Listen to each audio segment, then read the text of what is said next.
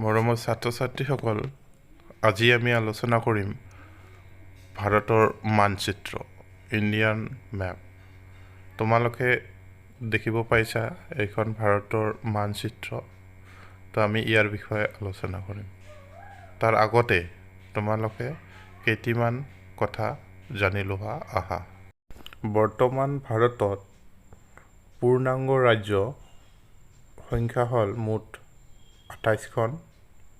ইয়াৰে আটাইতকৈ ডাঙৰ ৰাজ্যখন হ'ল ৰাজস্থান আৰু আটাইতকৈ সৰু ৰাজ্যখন হ'ল গোৱা। এইটো মাটিকালি হিচাপত কোৱা হৈছে। জনসংখ্যাৰ দিশৰ পৰা আটাইতকৈ ডাঙৰ ৰাজ্যখন হ'ল উত্তৰ প্ৰদেশ আৰু আটাইতকৈ কম জনসংখ্যাৰ ৰাজ্যখন হ'ল ছিকিম। ইউনিয়ন টেৰিটৰিজ, কেন্দ্ৰীয় শাসিত ৰাজ্যসমূহৰ বৰ্তমান মুঠ সংখ্যা হ'ল 8। বৰ্তমান 8খন কেন্দ্ৰীয় শাসিত ৰাজ্য আছে। ইয়াৰে আটাইতকৈ ডাঙৰ কেন্দ্ৰীয় শাসিত ৰাজ্যখন হ'ল জম্মু আৰু কাশ্মীৰ আৰু আটাইতকৈ সৰু কেন্দ্ৰীয় শাসিত ৰাজ্যখন হ'ল লক্ষদ্বীপ।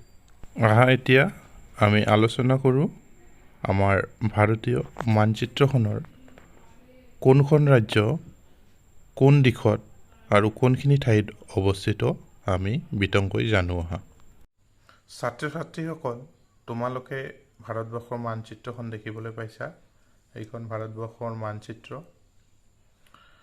প্ৰথমতে আমি ভাৰতবৰ্ষৰ চাৰিসীমাৰ বিষয়ে জানি লওঁ। চাৰিসীমাত কোন কোন দেশ আছে, কোনখন সাগৰ কোনফালে আছে জানি লওঁ আহা। আফগানিস্তান এইখিনিত আছে। আফগানিস্তান, তাৰ তলতে আছে পাকিস্তান। আফগানিস্তান, এয়া পাকিস্তান।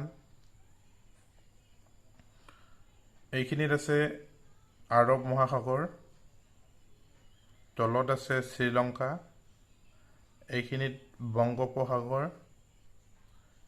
এইখিনিত আছে বাংলাদেশ, ভূটান, তিব্বত, ইফালে নেপাল আৰু এইখিনিত চাইনা দেখিবলৈ পাইছা।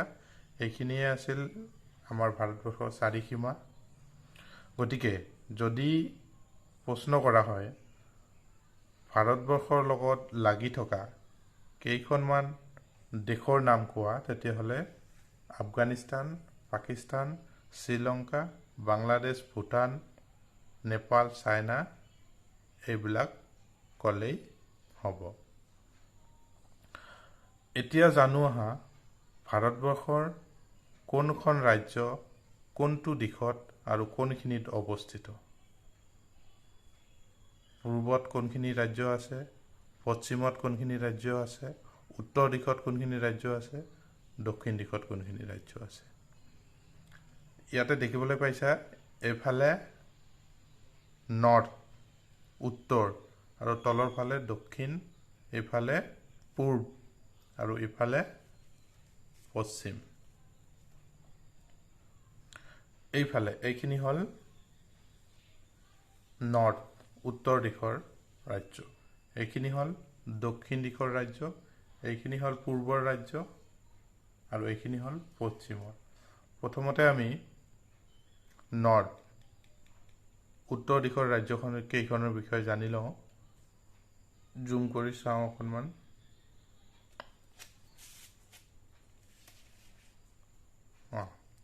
এইখিনিত জম্মু আৰু কাশ্মীৰ। এতিয়া এইখনক ভাগ কৰি দুখন কেন্দ্ৰীয় শাসিত ৰাজ্য কৰা হ'ল। লে আৰু লাডাখক লৈ এইখিনিত আন এখন কেন্দ্ৰীয় শাসিত ৰাজ্য আৰু তলত জম্মু কাশ্মীৰ।